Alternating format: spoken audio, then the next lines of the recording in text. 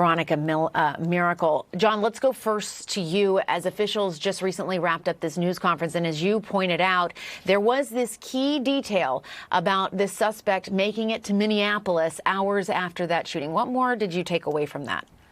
Well, because the latest picture that they have to release of him is a picture of him wearing a cowboy hat. He is in Minneapolis. That was taken by a security camera. But Jessica, take a look at this poster. This is the FBI's wanted poster for Vance Luther Bolter. The picture on the far left, that is his driver's license photo from the state of Minneapolis.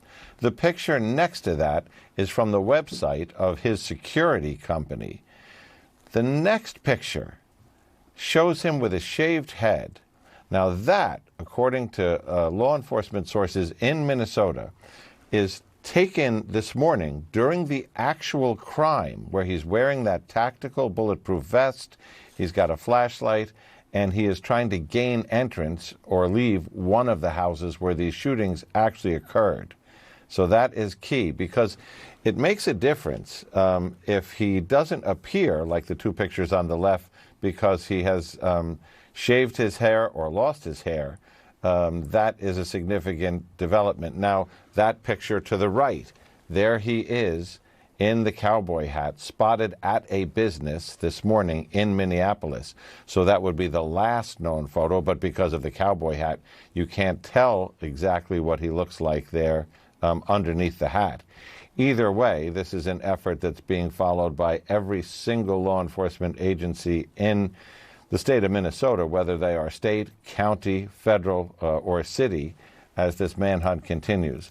Just to recap, you know, we have the first attempted murder and then the double homicide, and then you have the vehicle that was left behind, numerous other weapons inside, as well as a lot of ammunition.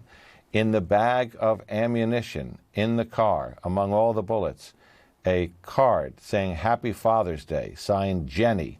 Jenny is also the name of Bolter's wife, so we assume that card was from her, as well as a document with more than 70 names of state legislators in Minnesota, names of medical providers at clinics where it appears they provide abortion services, names of groups that are pro-choice.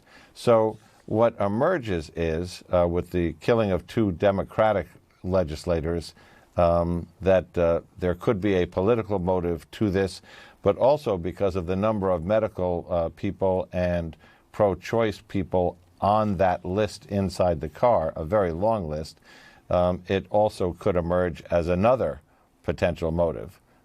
In the meantime, motive aside, the main thing here for law enforcement is, where is he, and can we get him in custody?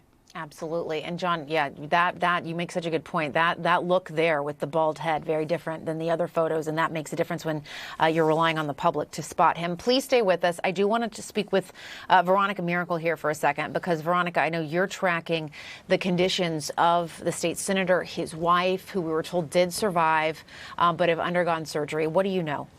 Well, that's exactly right, Jessica. But before I get to that, I just want to share some new reporting from our Josh Campbell, who says that the FBI is now offering a $50,000 reward for information leading to the arrest of Vance Bolter. Of course, a very critical part of this investigation. They're asking the public, as John mentioned, for help. They, during the press conference, listed out all of the details of what he was wearing, that he was carrying a dark-colored bag, wearing a cowboy hat, asking anybody who may have seen him. They believe that he was could possibly still be in Minneapolis. He was last seen in the Twin Cities area.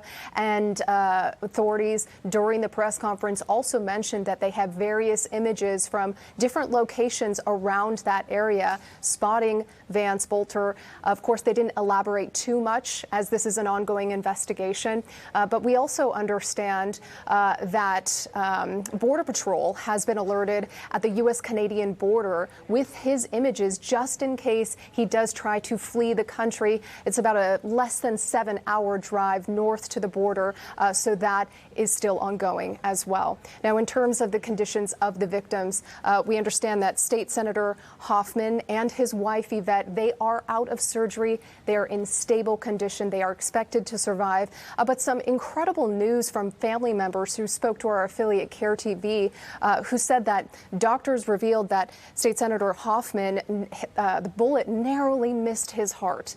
So could have been fatal potentially, but he is doing okay, recovering out of surgery. And the bullet that hit his wife Yvette did not puncture any organs. They also said that Yvette, she just committed this act of heroism. She threw herself on top of her daughter in order to protect her, and her daughter was not shot. Her daughter was okay. Of course, we know that State Representative Melissa Hortman and her husband died from their injuries. But in terms of what is the motive here? Did the victims know the suspect? Did they know each other? Police did talk about this a little bit at the press conference. Here's what they had to say.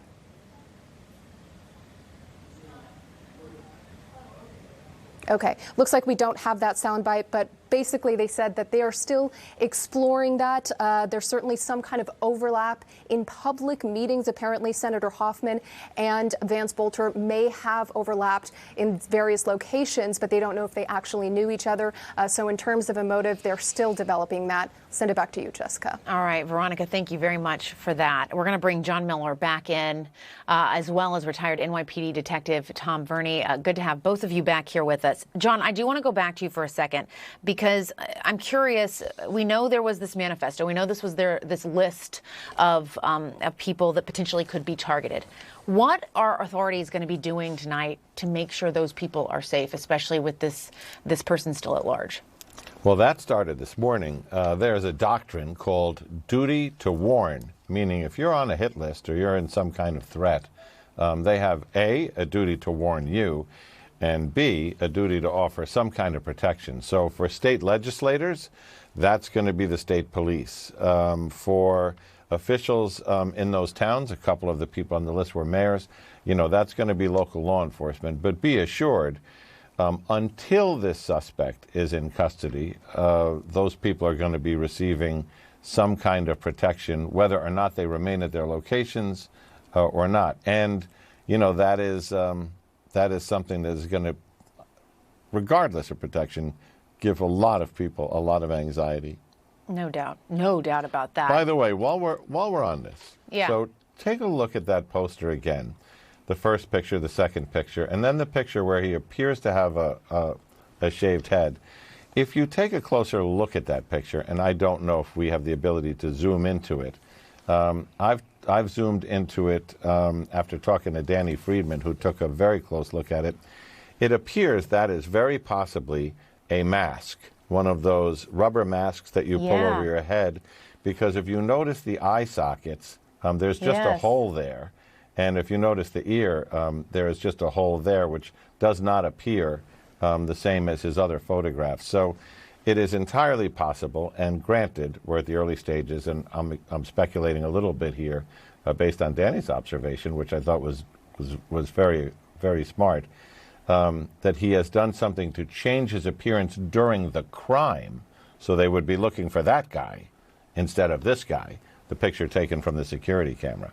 Wow, that is such a good point. We are zooming in. I think you can probably see, too, for people. Again, John's talking about this photo on the left and what could potentially be changes to his face compared to this picture on the right with the cowboy hat. Tom, what do you make of all of that?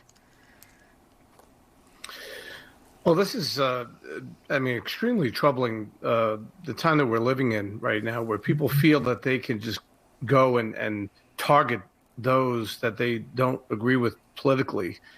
We saw this with President Trump when they attempted to assassinate him twice. And now in this case here, this is a situation where, unfortunately, we have to come together as a country to decide, are we going to let these political divisions drive us to a point where violence is the